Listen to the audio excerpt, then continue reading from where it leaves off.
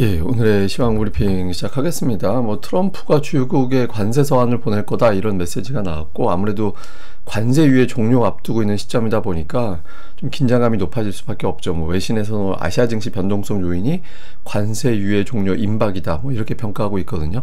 일정상 좀 부담을 느꼈던 것 같고요. 그리고 한국 성장 전망에 대해서 상향 조정하는 그런 메시지가 나오긴 했지만, 오늘은 이런 것보다는 이런 재료는 이제 나중에 한 번 더 반영될 기회가 있을 거고, 지금은 이제 주로 관세 문제, 실적 문제 이런 것들에 더 크게 영향을 받는 그런 모습이었습니다. 그리고 수급에선 외국인들이 이제 코스피 매수하긴 했는데 또 선물은 되게 많이 팔았거든요. 그래서 선물 팔면서 금융투자 매도를 유발했고, 금융투자는 주로 또 대형주 매도를 하게 되니까 프로그램 매도에서는 전체적으로 대형주들이 더 부진한 그런 모습을 보였습니다. 근데 동시호가의 매수가 또 들어와서 업종으로는 그렇게 나쁘게 매매하지는 않았어요. 근데 이제 외국인들이 오늘 같은 경우는 선물 매도에 더 치우치면서 전체적으로 대형주를 흔들었다 이렇게 보면 될 것 같고, 소외 업종 그동안 이제 순환매 돌았었는데 상법 개정, 조방원 이런 종목군들이 여전히 약세 보였고, 건축자재, 제약 바이오 중에 일부, 반도체 중에서도 일부, 이렇게 이제 업종 전체보다는 업종 내에서 종목들 일부만 선별적으로 올라오는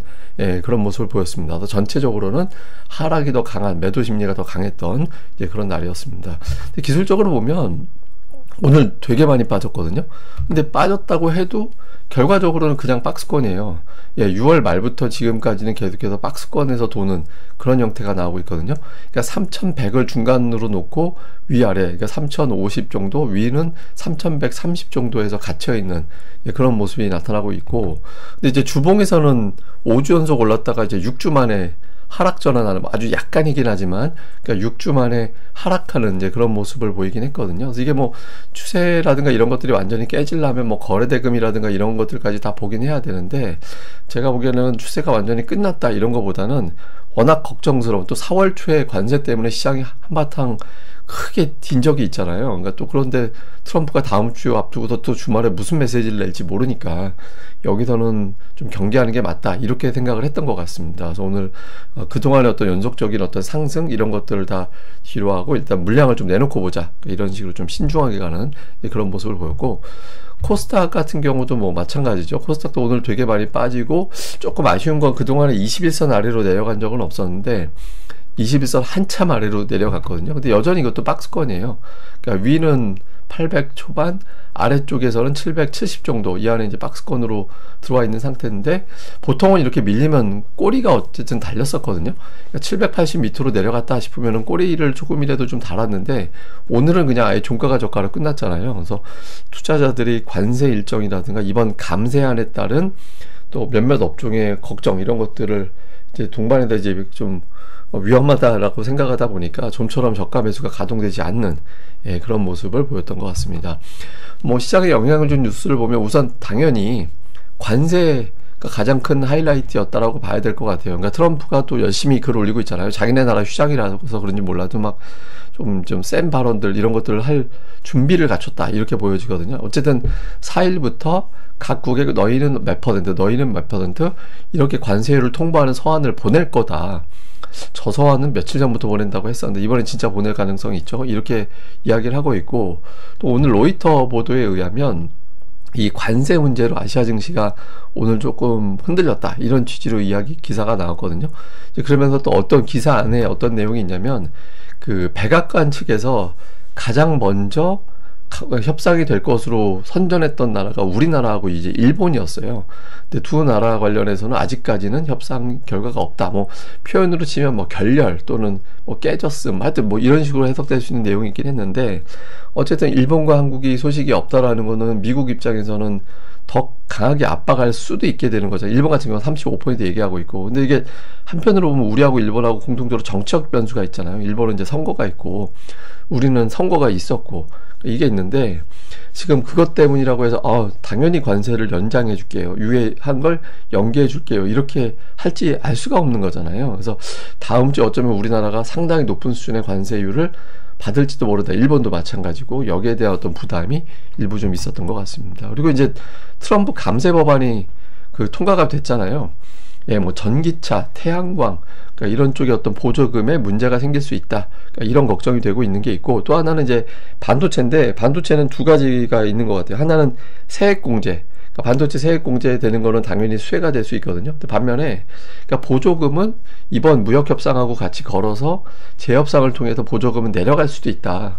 그러니까 이렇게 또 시장에서는 평가하고 있거든요. 사실 뭐 결과적으로 퉁치는 것과 다름없는 것 같긴 한데 어쨌든 우리나라의 어떤 주력 수출 산업들, 뭐 전기차, 자동차, 그다음에 반도체 이런 것들이 다 이번 감세, 관세 여기에 다 엮여 있잖아요. 그래서 이 관련된 종목군들이 오늘 좀 밀렸고 이 밀리면서 이제 전체적으로 시장을 방어해주지 못하는 그런 상황이 또 만들어졌던 것 같습니다.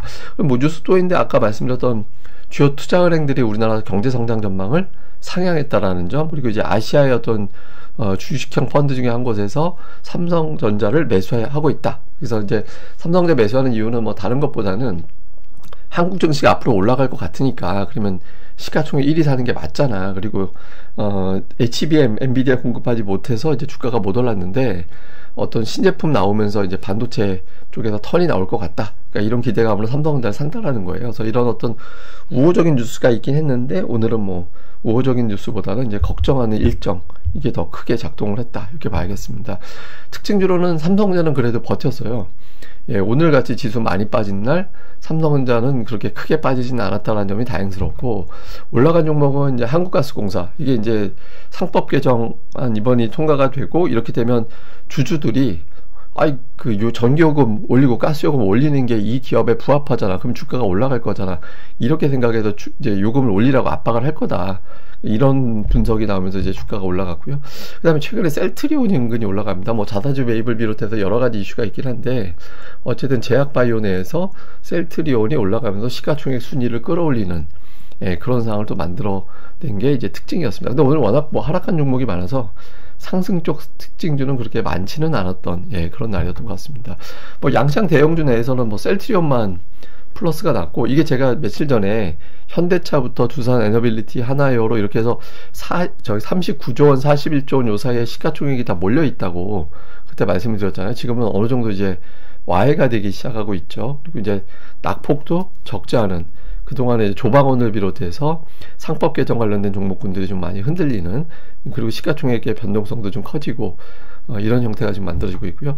그 다음에 코스닥은 뭐 오늘 워낙 외국인들이 많이 팔아서 오늘 외국인들 매도 규모가 2년 2개월 만에 최대인가 그럴 거예요. 코스닥 쪽에서. 그런 대규모 매도가 나오다 보니까 대형주 많이 팔았을 거 아니에요. 그래서 오늘 좀 많이 빠지는, 대형주들이 다 뭐 특정 업종 문제가 아니라 대부분 다 빠지는 그런 모습을 보였습니다. 실제로 오늘 외국인들이 코스피는 샀는데 코스닥 3,583억 원 매도는 제가 날짜가 기억이 안 나는데 2023년 4월인가? 그때 이후 최대 매도일 거예요. 아마 4월 28일인가? 하여튼 그때 이후 이제 최대 매도인가 그런데 되게 많이 팔았어요. 그래서 이제 2022년인가? 2023년인가? 날짜를 제가 날짜는 4월인 걸 기억하는데 저게 기억이 안 나네요. 연도가. 하여튼 22년 아니 23년일 거예요. 23년 같은데 하여간 2년 만에 최대 규모의 이제 매도가 나오면서 대형주들이 전체적으로 많이 빠졌고, 선물 매도하면서 금융투자 매도가 유발이 되고, 그렇게 또 기관 투자자들의 매도가 오늘 시장을 떨어뜨리고, 오늘 사실 외국인들보다는 이제 기관의 역할이 컸다고 봐야죠. 외국인들이 선물 매도하니까 금융투자가 매도하는 건 당연한데, 여기에 이제 투신권과 연기금까지 덩달아 매도가 나오면서 시장을 떨어뜨렸고, 매매한 종목 보니까 외국인들은 그래도 두산이나 조선이나 방산이나 이런 것들 샀거든요. 원전도 사고. 그래서 아마 다음 주에는 뭐 조방원이라든가 지주회사들 기술적 반등이 또 시도될 가능성이 열렸다. 그럴 가능성도 있어 보인다. 이렇게 보여지고, 그리고 하이닉스 순매도 안 했어요. 그러니까 하이닉스도 계속 순매수하는 그런 모습을 좀 보였고, 그다음에 기관 투자자들은 대형주들, 뭐 SK하이닉스, 삼성전자, 조선주, 방산주 이런 것들을 좀 매도했고, 셀트리온이 오늘 순매수 상단에 들어오고, 태양광이라든가 전력주, 그러니까 한국전력, 한국가스공사, KTNG 이런 식의 어떤 유틸리티 또는 이제 뭐 공기업이라고 우리가 보통 불리우는, 그러니까 이런 쪽의 어떤 매수가 있었고, 그다음에 금융주 좀 매수를 했고요. 코스닥 쪽에서는 이제 외국인 투자들이 YG엔터, 그러니까 뭐 이런 거 이제 매수 들어간 게 있는데, 사실 그렇게 업종별 특이성은 없었는데, 매도 쪽은 반도체 관련된 종목이 매도에 좀 많이 포진해 있었어요. 그러니까 시가총액 상위 종목 매도한 것도 있긴 하지만, 밑에 보면 뭐 주성, 동진세미캠, 유진테크, 이오테크닉스, 원익 IPS, 테크잉, PSK 이렇게 이제 반도체 쪽을 좀 매도를 많이 하는 그런 모습을 보였고, 그다음에 기관 투자자들은 매수 쪽에서는 업종별 특징은 별로 없었는데, 다만 이제 차이가 좀 있다면 기관, 외국인들은 반도체를 많이 매도했다면 기관은 골라서 담는 것도 있었어요. 뭐 거꾸로 이오테크닉스, 유진테크, 원익 IPS, 두산테스나 ISC, ENF 테크놀로지, 솔브레인 홀딩스, 테스 이렇게 해서 좀 잡았잖아요. 그래서 아마 다음 주에 뭡니까, 조방원이라든가 아니면은 반도체 쪽에서는 선별적인 어떤 종목 장세를 만들어 내려나 보다. 그러니까 이런 식의 어떤 힌트 같은 것도 조금은 남긴 것 같습니다.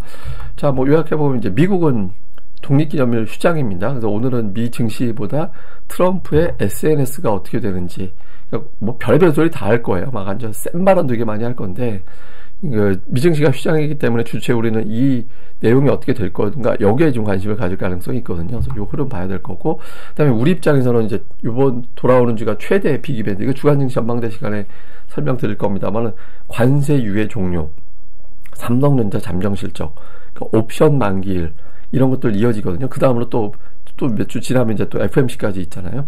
그러니까 이런 어떤 픽 이벤트, 그 중에서도 가장 중요한 2주차.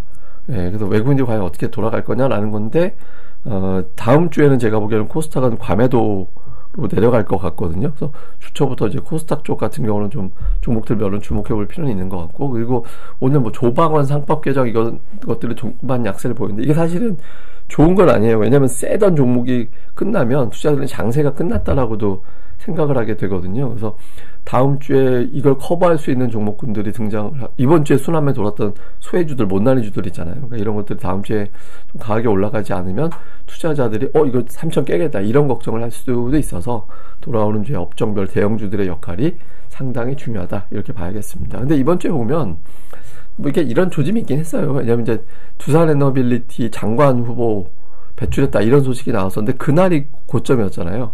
그날 고점 나왔거든요. 6월 말일이 고점이었죠. 보면 그 다음에 이제 상법 개정안 합의됐다라는 소식이 나온 날이 또 보면 역시 지주회사들 이게 또 이제 고점이 되는 그런 상황이 만들어졌고, 그다음에 현대로템이 대규모 계약을 했다더라 이렇게 나왔는데, 그게 그날 딱 뉴스 알고 대응한 첫날 그날 아침에 고점이 돼버리면서 밀렸잖아요. 그러니까 호재가 나오면 밀린다라는 거는 투자자들이 그만큼 이 종목들에 대해서는 이탈했다라는 거고, 그러니까 제가 뭐 계속 말씀드리지만 이게 이탈한 자금은 다른 쪽으로 어디론가 넘어가고 있는 걸로 보여진다. 그러니까 물론 이제 완전 이탈은 아니기 때문에 이 종목들이 다시 올라갈 수도 있다고 보여지고, 근데 새로운 어떤 종목군들 쪽에서 이제 붙어서 그동안의 소외주 중에서 한두 개 정도는 추세로 잡을 가능성이 있거든요. 그래서 다음 주에 제가 뭐 계속 똑같은 말씀 드리는 건데, 지수 신경 쓰지 말고 종목들 수급 변화 신경 써야 될 때라고. 그래서 여전히 그런 쪽에 특히 다음 주는, 그러니까 코스닥 같은 경우는 아직 과매도는 아니지만 다음 주에 거기에 근접할 가능성이 있어서